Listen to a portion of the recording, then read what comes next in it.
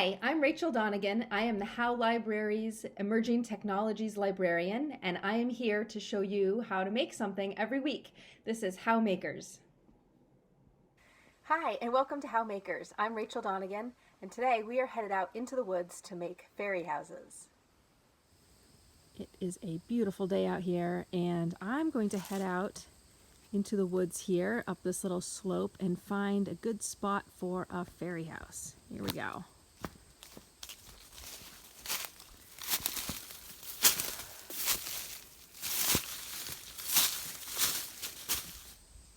Here we are in the woods not far from my house, and we're looking for a spot that is good for a fairy house. There are a lot of spots that are good for fairy houses, really any of them, but I like to find a spot that's just sort of neat, like the base of a tree that has a little hollow or a little hole or a stump or a fallen log, something like that. Oh wow, this is perfect. Well, this could be perfect. This looks really good. This is a stump here. It's got this beautiful mossy top right here. I love this. This is really nice. Look at the lichen. It's got beautiful lichen on the side. Oh, and it has this nice little spot up here where the tree broke off after it was cut. And that looks like a perfect little spot for a fairy house. And there's some little mushrooms right there already. Is this attached? Oh no, that's not attached. It's a little wood chip on top. Wow, that could be like a nice little floor or roof or something. We've got some nice red leaves here as well. Excellent. Okay, we have our fairy house location. Okay, so we have our spot all picked out. Now we just have to go find some raw ingredients, some materials to make our fairy house. So what I'm looking for are some different things, like hard things, soft things, colorful things, lots of different textures. And normally I don't pick a lot of living things because, especially during the spring and the summer, because I don't want to destroy any of the plant life. But it's fall now and a lot of things are kind of on their way out anyway. So it's a good time to make fairy houses because you can use stuff that isn't going to last the winter anyway. At this point, the plants are pretty much done with it. So let's go out and see what we can find to make our fairy house. Okay, so I should mention too that I don't really have a plan for this fairy house, except it doesn't really have any roof. So sometimes I find a spot that's like a hollow, so the roof is sort of done for me. In this case, I have to build something up. So I have to kind of think about some solid structures that maybe can go up and over. I have sort of the back of the house with that kind of part of the stump that's sticking up, but I have to find some real structural materials. So maybe a big slab of bark or, I don't know, something kind of strong. So let's see what we can find. Here's what I have so far. I found this really cool little lichen clump. I found some big yellow leaves. And I was reminded that this is my favorite time to make fairy houses because there's so many colors that can be really inspiring. I found this piece on another log nearby that is just so pretty. And it's flat and light, so it could very well be a roof. I found some birch. There's not a lot of birch out here, but I did find a couple chunks, which is just beautiful, the color and the lichen on it. And I found some of these sticks too. They're all tangled up now. But I like to find sticks that have these sort of V notches in them because you can stand them up.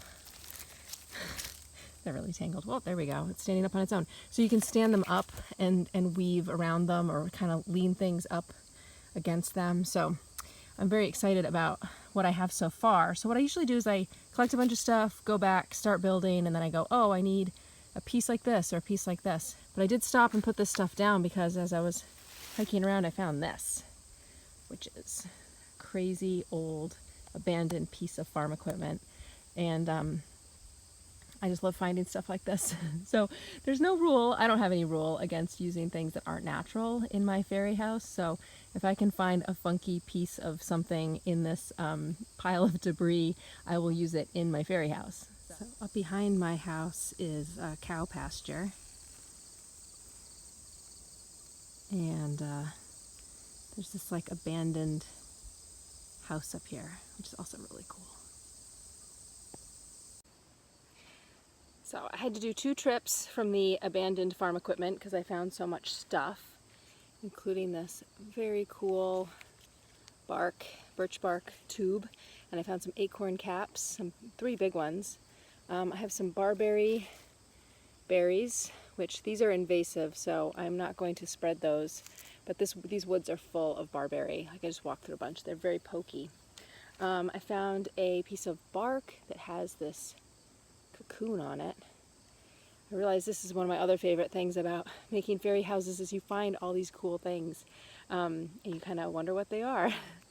So, oh, here's one of my favorite V-sticks. So I also found these leaves, which I thought were a cool color, and I picked just 1 goldenrod and 1 aster. I left the rest for the bees, because these are important food sources for bees this time of year. So, and there's a lot of it. So I just took 1 of each. So I'm just careful about taking just a little bit of things. I found this leaf, which is kind of leathery. I kind of like it. And these ferns were so cool. They're already dead, but they're dry and they're fluffy, and they're a couple different colors. So I thought that was really cool. You can weave it. You can make a little bed. So many possibilities there. And over here I have my pile of metal things. I don't know if you can see that. They were just cool. I just brought them back. I don't know what I'm going to do with them, if I'm even going to use them for my fairy house, but I'm going to start building, and I'll check in a little bit to show you what I've accomplished so far. And yeah, I'll be back. Here's my fairy house so far. So I've used a bunch of sort of V or Y-shaped sticks to sort of build out from the stump. So I can back up a little bit too. So there isn't any rules about how you make it. Just kind of freeing and amazing and fun. It can be square, it can be TP shaped, sort of like this one. I just like mine really small. Some people make really big fairy houses. This is actually one of the bigger ones for me. You can see my hand in here. So I can actually put my hand inside. So for me, this is sort of on the larger side. But I like to spend quite a bit of time on the structure too, so that it is a little bit open in the back still too. I see a little hole there that I want to try to fill in a little bit. So I spend quite a bit of time on the structure, and then the decorating is the fun part though. So we'll get to that in a little bit. So here's my fairy house so far. I've added some berries to the outside and a couple little places to sit inside. And I've put a lot of sticks. One thing I have a lot of out here is sticks. So I have a lot of sticks. There's this piece of granite that I stuck back there, and I put a couple pieces of roof on. So I'm pretty happy with it right now, and I think I'm just going to start decorating with the leaves and the ferns and things that I found. And I lost my little tuft of lichen, sadly, because I was going to put that right up on top, but I can't find it now. It has returned to the woods, I think. So I'm going to have to think of something else. So here is my final fairy house, all done. I have some leaves on the roof to keep it waterproof, and there's a little grass mat in there, and there's a little welcome mat to come into. So yeah, there's my fairy house. All I would suggest doing is use your imagination, enjoy spending time in the woods on a nice day, and be cognizant of the environmental impacts. Don't pick more than you need, and don't pick a lot of things that are living, have a very low impact on your area.